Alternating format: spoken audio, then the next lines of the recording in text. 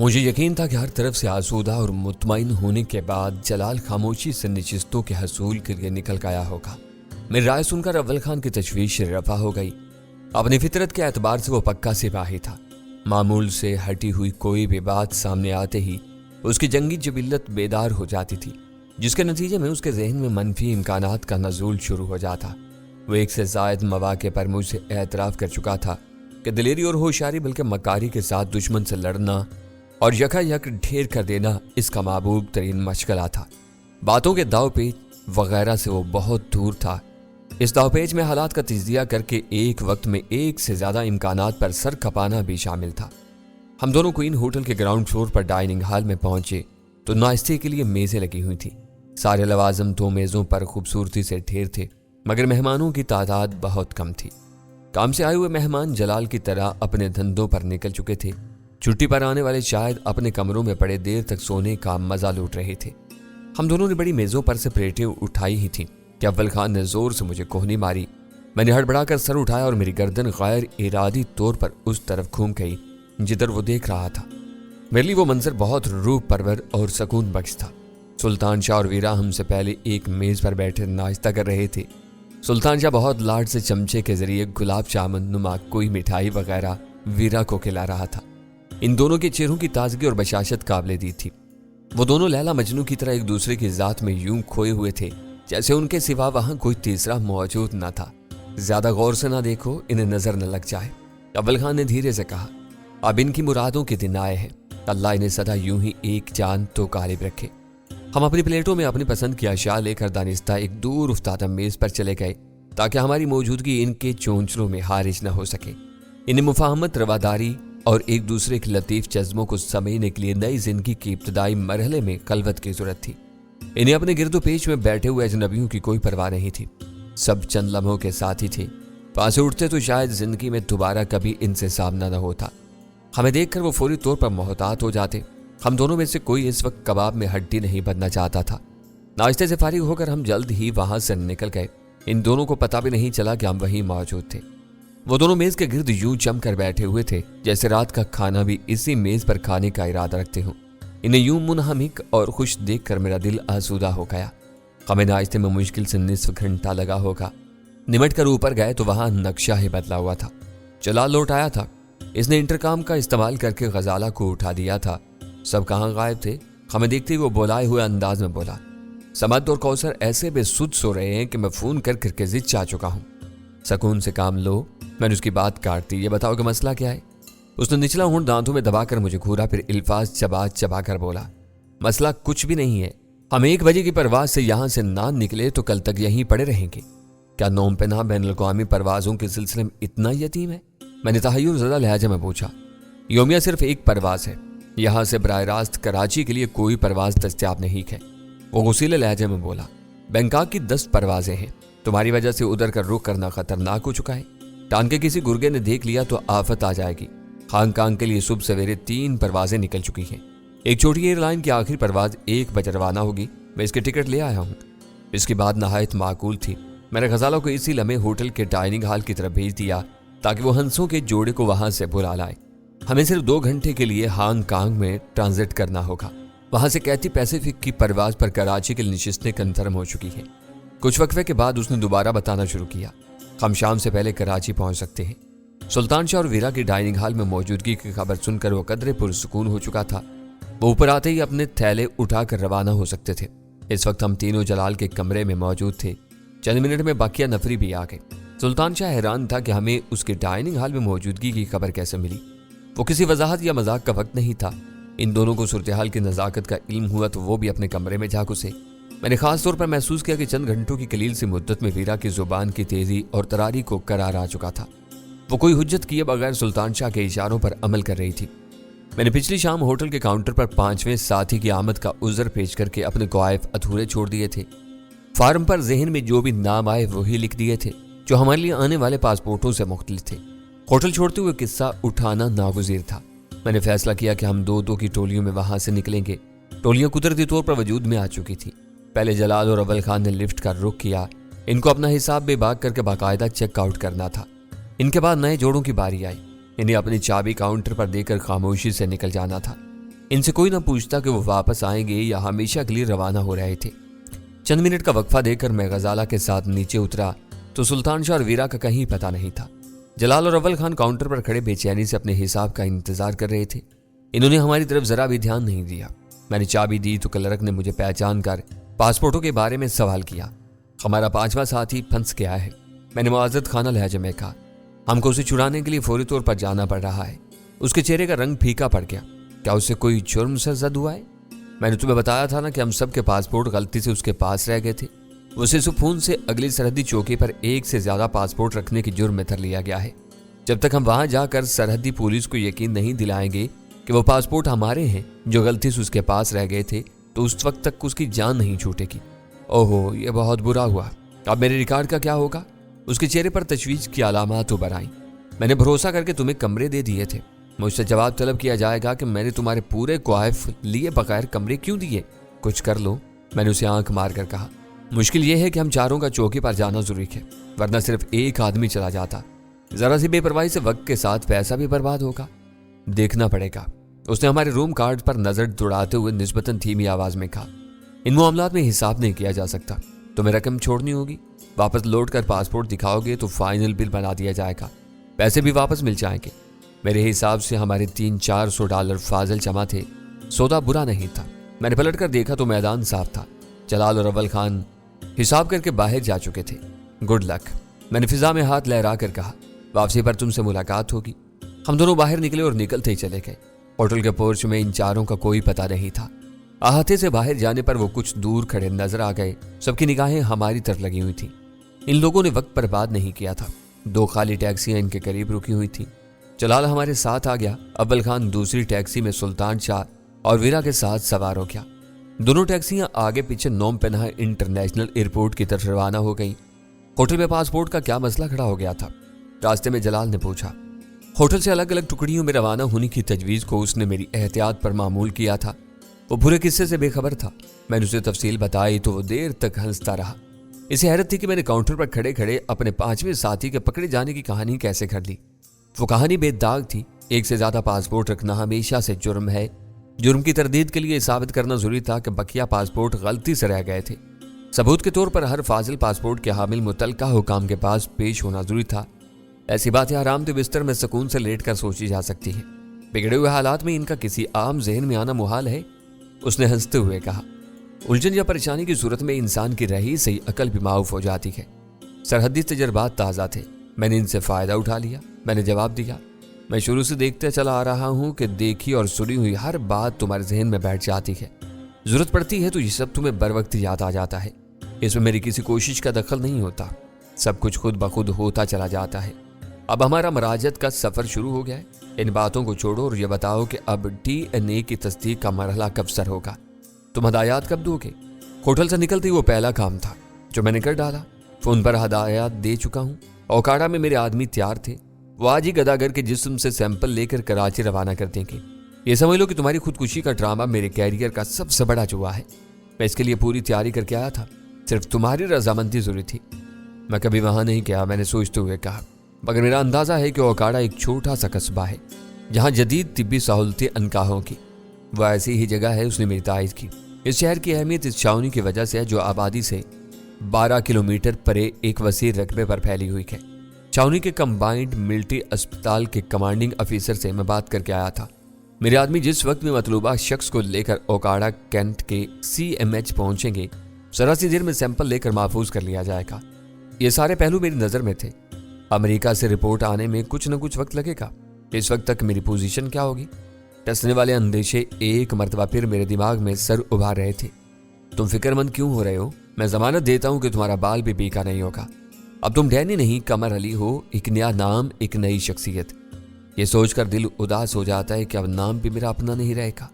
बस एक तड़प ये जख्म सहने की हिम्मत दे रही है कि अब मैं अपने वतन, अपने घर लौट जाऊंगा। ना ना, ये ना सोचना, उसने तेजी से कहा। तुम अपने वतन जरूर लौट रहे हो, मगर भूल कर भी अपने घर का रुख नहीं करोगे। वो डैनी का घर है जो खुदकुशी कर चुका है। इसे सरकारी तहवील में लेकर नीलाम कर दिया जाएगा। रकम किसी न किसी तरह तुम तक पहुंच जाएगी। ये महीनों बल्कि सालों की कहानी होगी। अब तुम एक नए घर में बहुत सुकून से अपनी नई जिंदगी की इब्तिदा करोगे। जहां कोई हाथ तुम्हारी तरफ नहीं उठ सकेगा। मुझे अपने मैदे में गिरह सी पड़ती महसूस हुई। मुझे जहांगीर याद आया। मैंने विसाख्ता पूछा, मैं जहांगीर और सलमा से तो मिल सकूंगा ना? नहीं। जलाल की आवाज सर्द और सपाट होगी। बज़ाहिर नाम बदलना बहुत आसान मालूम होता, लेकिन तुमने एक बहुत मुश्किल मगर अच्छा फैसला किया है। तुम्हारे हक में वो भीमगंज से ज्यादा खतरनाक साबित होगा। इस पर निगाहें लगी रहेंगी। तुमको हर ऐसी चीज और फर्ज से दूर रहना होगा जिसके जरिए तुम्हारी शनाख्त हो सके। तुम खुश इखलाक और मिलनसार हो, बहुत जल्द अपने नए दोस्त बना लोगे। तो क्या तुम भी मेरे लिए शजरे ममनू बन जाओगे? अव्वल खान का क्या होगा? ये तन्हाइयां तो मुझे खा जाएंगी। ये सब मेरे गुमान में भी नहीं आ सका था। देखो, तुम फिर जज्बाती हो रहे हो। हमारी बात दूसरी है। हमारे पास बहुत से लोग आते हैं, हम सैकड़ों लोगों से मिलते हैं। हम डैनी की शनाख्त नहीं है। तुमसे मिलते जुलते रहेंगे। जहांगीर का मामला मुख्तलिफ है। वो तुम्हारा जिगरी दोस्त है और गोशा नशीनी की जिंदगी गुजार रहा है। तुम्हारे दोस्त और दुश्मन सब जानते हैं कि सिर्फ तुम उससे मिलते हो। तुमने उधर का रुख भी किया तो मुश्किलात का आगाज हो जाएगा। कड़ी पाबंदियां हैं नाम बदलने की। मैंने गहरा सांस लेकर थकी हुई आवाज में कहा, अमेरिकी कुत्तों ने मुझे अपनी मिट्टी पर अजनबी बनने पर मजबूर कर दिया है। मुझे चोरों की तरह अपने माजी से बिल्कुल कट कर नई जिंदगी गुजारनी होगी। काश मेरी दुआ कबूल हो, मैं एक बेटे का बाप बन जाऊं, फिर मैं 20 बरस भी इंतजार कर लूंगा। मैंने कानून से मुआवरा जंग लड़ी है। मैं अपने बेटे को कानून के रखवालों में शामिल करूंगा। मेरे खून को कानून की ताकत और पुष्पनाही हासिल होगी तो इन कुत्तों से मेरी सारी महरूमियों का हिसाब लेगा। मेरी दिली दुआ है कि अल्लाह तुम्हें नरीना औलाद अता करे। टैक्सी में कुछ देर के लिए रूह को काटने वाला सकूत छा गया। शायद किसी के पास कहने के लिए कुछ भी नहीं रहा था। आखिर मैंने ही वह सकूत तोड़ा। सवाल मेरे जहन में बगोलों की तरह चकराने लगे थे। मेरा घर नहीं है तो मैं कराची पहुंचकर कहां जाऊंगा? मेरे महकमे का आरामदेह रेस्ट हाउस तुम्हारी वापसी का मुंतजिर है। जब चाहो तुम अपनी पसंद का कोई मकान खरीद लेना। उसकी आवाज पस्त हो गई। मकान खरीद लेना? मैंने इस्तज़ाई लहजे में उसके कहे हुए आखिरी अल्फाज दोहराए फिर कहा, शायद तुमको इल्म नहीं कि मेरी सारी पूंजी जहांगीर की बीवी के पास अमानत है। मुझे इनसे मिलने की ममानत है। इनके लिए मैं खुदकुशी कर चुका हूं। तुम अपने ज़हन पर जरूरत से ज्यादा बोझ डाल रहे हो। ये तुम्हारे मसाइल नहीं है।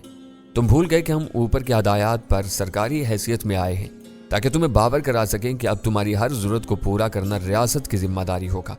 तुम अमरीकियों से नाला हो, ठीक है। ठंडे दिल से यह भी सोचो कि तुम्हारा मुल्क तुम्हारी खिदमात का कैसा खुला एतराफ कर रहा है। जलाल के हिसाब किताब में कोई झोल नहीं था। वो अपना पूरा होमवर्क करके कराची से रवाना हुआ था। वो खुद वक्त और हालात के धारे पर बह रहा था। सामने आने वाली ठोस जमीनी हकीकतों को लुटाना उसकी बसात से बाहर था। इसे जो कुछ मुमकिन था वो कर रहा था, जिसकी जात से अनहोनी बातों की तवक्का आबज थी। टैक्सी आहिस्तगी से रुक गई। मैं जलाल से बातों में इस तरह उलझा रहा कि मुझे यह पता ही नहीं चला कि कब हम एयरपोर्ट की हदूद में दाखिल हुए और कब दोनों टैक्सियां लाउंज के सामने पहुंच गई। टैक्सी से उतरने तक मेरे दिलो दिमाग का उबाल कुछ ठंडा हो चुका था।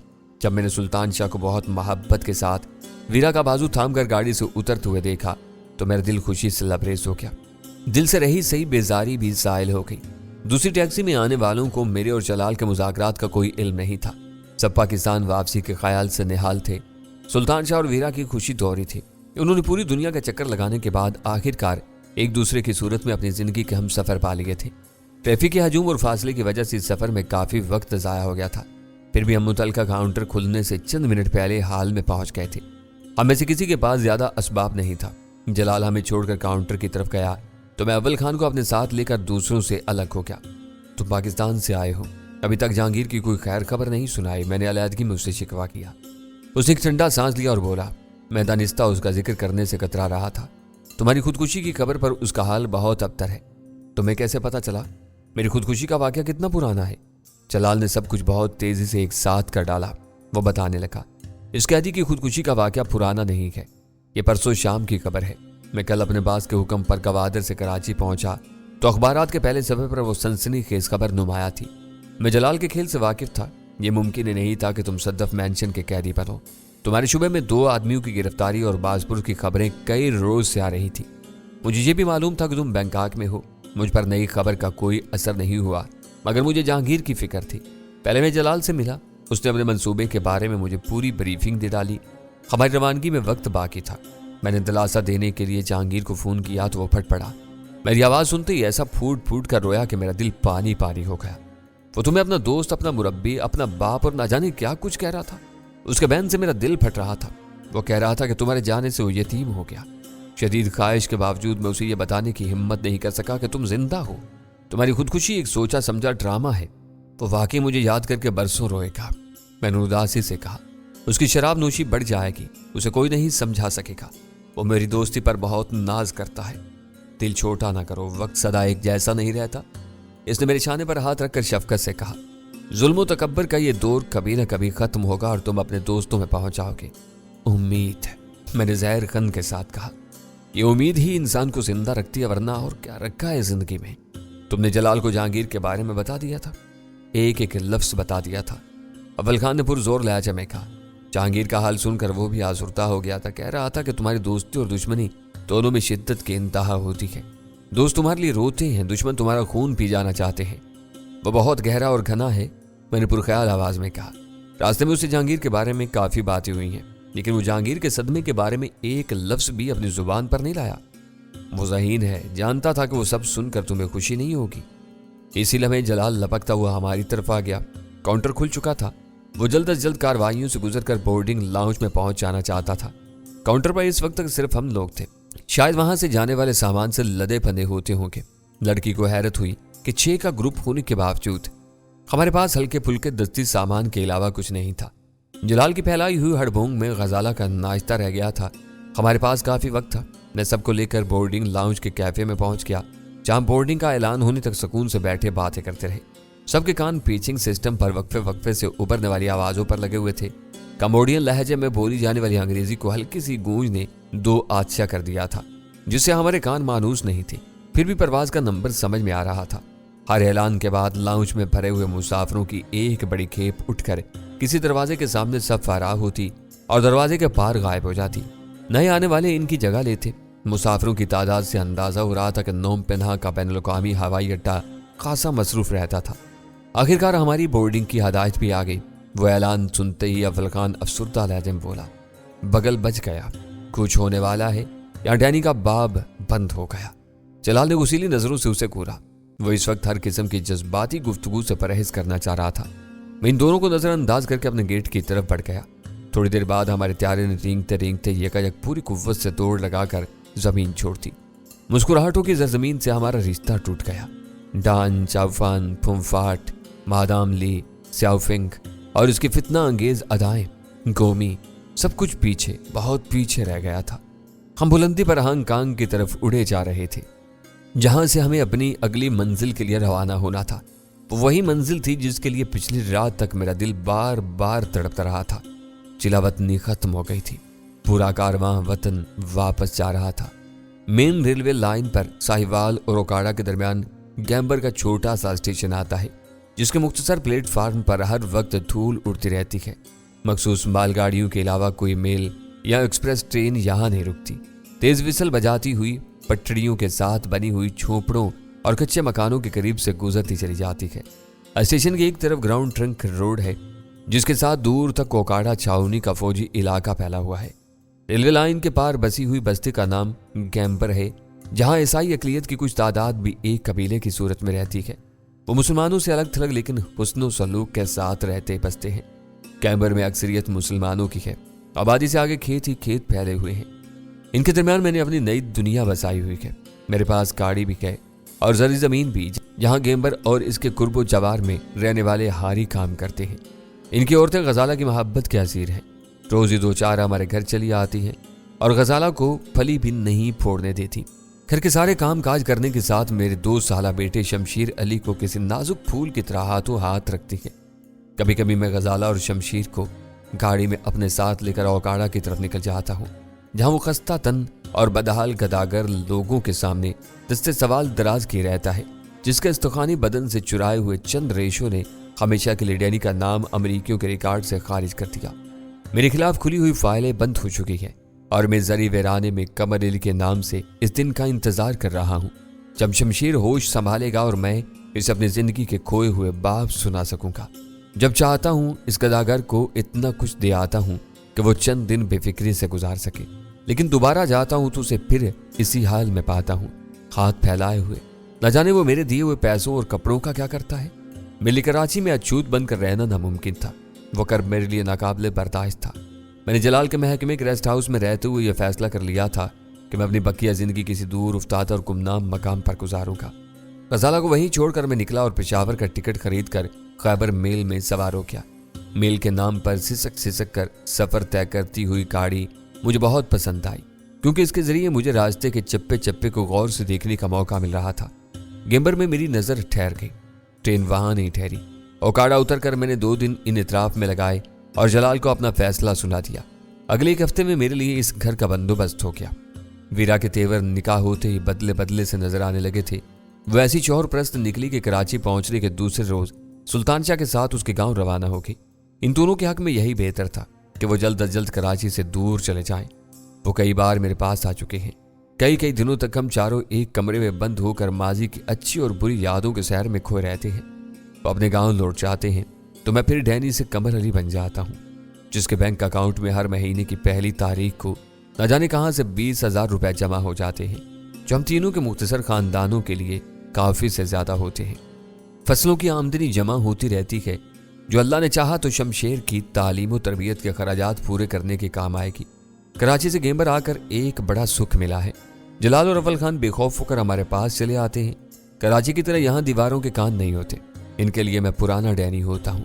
इन मुलाकातों में मुझे यूं महसूस होता है जैसे मैंने कोई खोई हुई चीज पाली हो। मुझे बस एक कलक है कि मैं अब तक जहांगीर से मिलने का हौसला नहीं कर सका। मुझे उस दिन का इंतजार है जब मेरा बेटा कुछ बड़ा होकर बोलने और समझने के काबिल हो सके। इस वक्त मैं इसे और गजाला को साथ लेकर जहांगीर के घर जरूर जाऊंगा, ताकि शमशेर बचपन ही से ये जान सके कि उसका बाप किन लोगों की इज्जत किया करता था। वो बातें उसे ज़हन नशीन करा दी गईं तो वो बड़ा होकर भी अपने इन बुजुर्गों का एहतराम करेगा, जिन्होंने इस धरती की आन के लिए अपना बहुत कुछ कुर्बान कर दिया। मेरी तरह जहांगीर भी एक बेटे का बाप था। इसका लखते जिगर शीर ख्वारी के दिनों में दुश्मनों के हाथों अगवा के बाद लाहौर में अपने ननिहाल में परवान चढ़ रहा था। वो शमशेर से कई साल बड़ा और होशियार था। इन दोनों बच्चों को मालूम होना चाहिए था कि इनके बड़ों ने अपनी मिट्टी का कर्ज कैसे चुकाया है। ये काम हम मिलजुल कर ही कर सकते थे। मैं आज भी गैं भर में रहता हूँ, इस दिन के इंतजार में जब मेरा बेटा बचपन की भूल भलियों से निकलकर खुशमंदी की दुनिया में कदम रखेगा। ये जख्म धीरे धीरे मेरे सीने का नासूर बन रहा है। क्या मैं डैनी नहीं, कमर अली हूँ।